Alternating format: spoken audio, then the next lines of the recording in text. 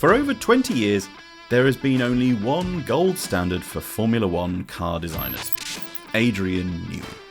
There's a reason that Lawrence Stroll has been willing to fork out something like £30 million to secure his services for the Aston Martin Formula One team ahead of its rivals. In his time in F1, Newey has delivered 25 World Championships to Williams, McLaren and Red Bull, to Nigel Mansell, Alain Prost, Damon Hill, Jacques Villeneuve, Mika Häkkinen, Sebastian Vettel and Max Verstappen. In fact, other than Prost, each of these drivers has only won championships in cars with a touch from Newey.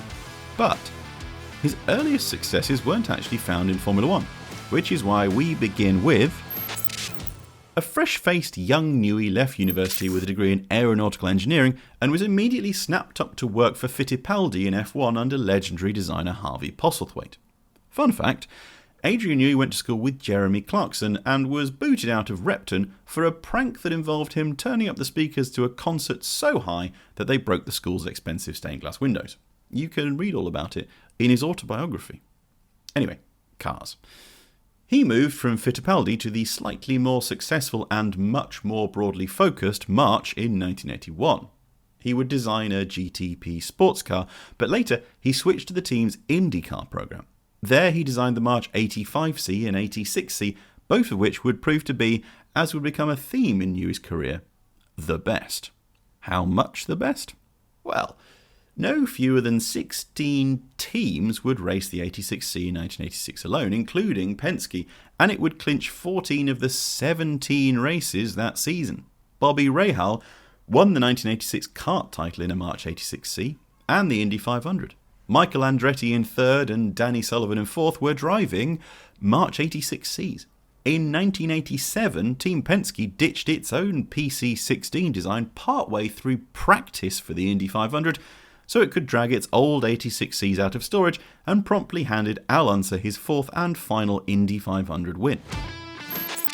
Newey left March at the end of 86 to join the Haas F1 team, no relation to the current one, but that team didn't even make the start of the following season, so Newey briefly worked as Mario Andretti's race engineer. In 1987 he returned to March as its chief designer, and finally he had landed properly in Formula One. His first car was the March 881, designed to be driven by the factory team. Now, a March team with Ivan Capelli and Mauricio Gugelmin at the wheel is hardly a recipe for success, but Newey's greatness is apparently not to be bound by merely not having anything to work with. In 1987, March had finished the season with a whole 1 point. It finished 88 with 22. Along the way, there were some frankly extraordinary moments. Capelli standing on the podium not once but twice in Belgium and Portugal, or somehow managing to pass Alain Prost for the lead of the Japanese Grand Prix, despite Prost being armed not only with the most successful F1 car in history in the McLaren MP4, but a turbocharged Honda engine compared to March's off-the-shelf, naturally aspirated Judd V8. The 881 was also a stunning piece of design, especially compared to its competitors, most of which were turbocharged and altogether more chunky than the sleek 881. The Williams FW70 could easily make this list for most teams, at least if you can just look into the numbers and see how good it actually was. Damon Hill and David Coulthard didn't have their finest seasons when handed the FW17 and pretty much let Michael Schumacher just have his second F1 championship. But the following year, all obstacles were gone from Williams' way, and so the follow-up to the FW17, the FW18, which is an obvious development of the same theory, came through with Williams' third title of the decade. Where the 17 had been fast but perhaps a little difficult for Hill to drive, he was central to the development work of the FW18, resulting in a car that was both fast and easier to drive. With new teammate Jacques Villeneuve in the second car, the FW18 won 12 of the 16 races it entered and walked to both titles. One of the keys was Newey's much neater integration of new driver protection regulations, which were developed in the wake of Ayrton Senna's death. Put the FW18 next to rivals from Benetton and Ferrari, and you can see the difference straight away. Nearly 20 years later, and Newey was still at it, taking an already excellent concept and perfecting it into a dominant machine. This time it was with a team that hadn't even existed when Newey won his last title with Williams.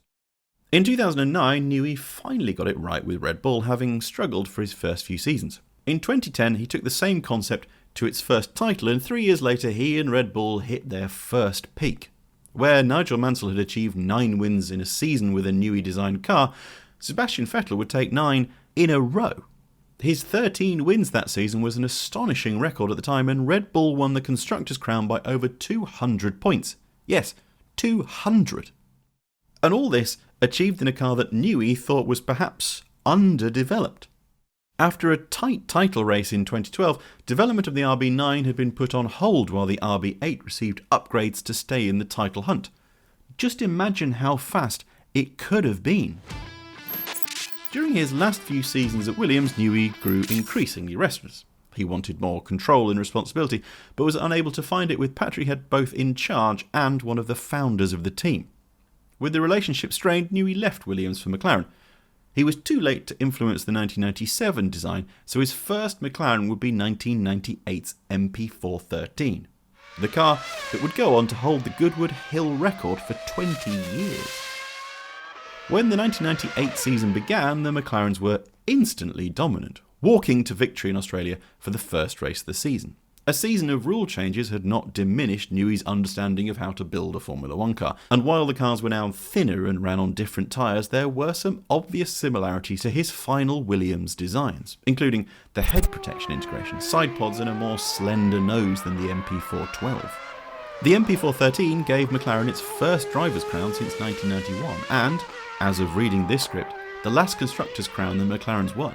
And, of course, far more importantly, that legendary Hill record. It seems so harsh to make the FW14B number 2, but, here we are. This was one of the most ingenious F1 cars in history, fitted with a high-revving Renault V10, armed with active suspension at its core and a sophisticated traction control system. All those can't be directly attributed to Newey, but it was Williams that really gave him the first tools to let his genius fly. The FW14 had arrived for the 1991 season, immediately fast in the hands of a recently unretired Nigel Mansell, but also fragile as the kinks in its sophisticated technologies began to unwind.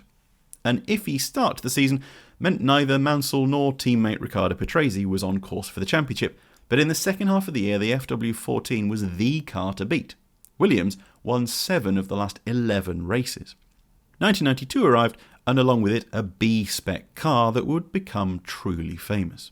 Mansell's 5 wins in a row from the start of the season at the time was a record, as was 9 wins in a single year. In fact, there were only 3 races of the 16 in total where there wasn't an FW14B in the top 2. In fact, so good was the FW14B that its successor, the FW15, was actually ready to go halfway through 1992, and Williams decided to just not bother using it. But how could you possibly argue with what is the most successful F1 car of all time? Having made a mockery of the idea that he couldn't contribute to success anymore after years of being behind Mercedes and Ferrari, Newey and Red Bull had won 2 championships in a row before we even got to the RB19.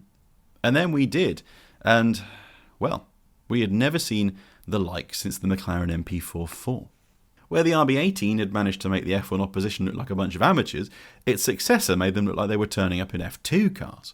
With Max Verstappen at the wheel, it was very much unstoppable. And Max was only really to be stopped by, well, his teammate in the other RB19.